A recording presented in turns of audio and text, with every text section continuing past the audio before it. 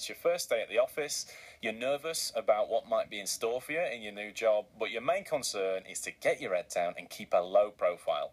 Well, that's easier said than done, as the new Liberal Democrat leader Tim Farron found out less than 24 hours after he'd been elected, when he ended up on all of the front pages following what's been described by some as a car crash interview, an interview in which he was questioned about how his Christian beliefs impact upon his politics. Now, Mr. Farron was asked 3 times if he believes homosexuality is a sin, and all 3 times he refused to give a direct answer. Well, this raises an interesting question about how politics and religion interact, a question which I put to Sajjad Karim, a Conservative MEP for the North West, and the first British Muslim to be elected to the European Parliament. Now, Sajjad told me that when he votes on an issue, he considers all of the facts. My decision-making processes, without exception, work on the basis of incorporating as much information as I possibly can, taking on board as many different viewpoints as I possibly can, and then trying to make sense of it all and doing what I believe to be the right thing. I certainly haven't ever gone away and consulted any religious texts of any sort, of any religion. But I suppose, in a way, as a person of faith, as a Muslim myself, I have, of course, an understanding of a religious basis that people may be making representations to me on. So that may well factor into some of the thinking that I do. And all parliamentarians come with their own individual stories and backgrounds, and we have our own characteristics and life experiences that make us. Certainly for me, my religious characteristics, if I can put them that way, a part of my character, they are a part of my thinking, and it's not exclusively, everything does not centre around that.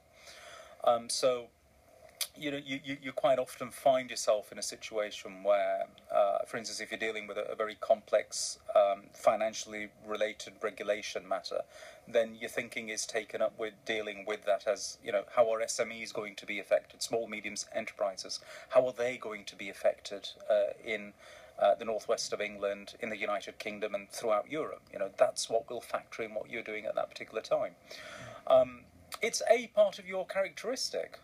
And I think as long as voters are aware at the time that they are electing you, that this is a part of your characteristic, and you are completely professional about the way that you carry out your representation so that absolutely everybody is allowed a fair hearing, and that you then arrive at a decision after that, of course the electorate then have the opportunity to judge you at forthcoming elections and give you either a further vote of confidence or reject you because you haven't carried out your representation in a fair way. So if we're saying that they elect you as a Muslim or elect you as a Christian, they know that's part of who you are, and then comes along, say, a decision on gay marriage.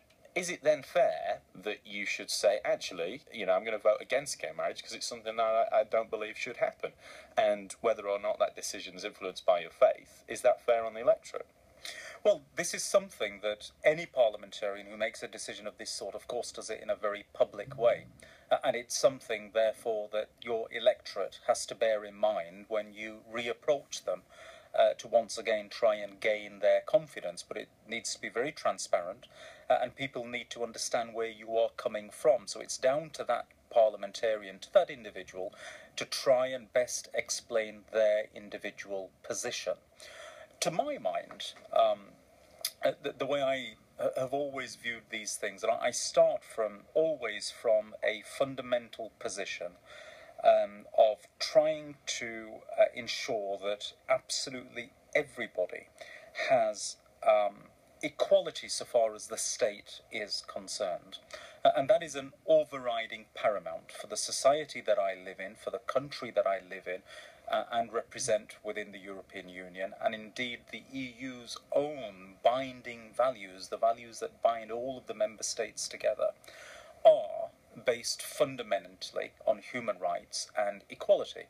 And therefore my faith and my religion has to be able to ensure that those values are properly delivered. And I am actually quite lucky in this sense that I can look to certainly my religion and many others. In fact, I find it very difficult to find any religion out of the mainstream religions that don't have equality as a very firm basis upon which to build. So within Islam, I certainly don't see any contradiction in being able to try and fight against discrimination and towards equality for all. This is something where I really don't see any contradiction between my religion and delivering that for people. It's a really interesting question, isn't it? Can you be political and religious at the same time without having one impact on the other in an unfair way? That was Sajjad Karim there, Conservative MEP for the North West, and the first British Muslim to be elected to the European Parliament. And we'll